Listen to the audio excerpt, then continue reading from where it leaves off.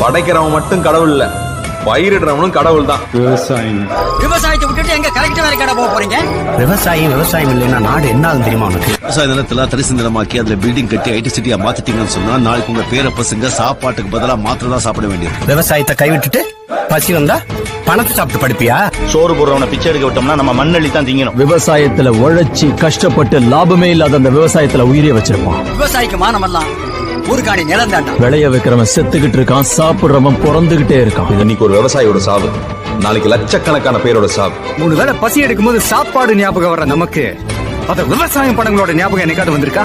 பசி ஈஸியா தீந்துறதுனாலதான் நாமளும் அவங்கள பத்தி அதிகமா நினைக்கிறது இல்லையா? நமக்கு விவசாயின்னு காலரை தூக்கி விட்டு தெரியும். இதெல்லாம் நீங்க கை தட்டணுங்கிறதுக்காக சொல்லல, நாமெல்லாம் கையேந்திரக்கூடாதுங்கிறதுக்காக சொல்றேன்.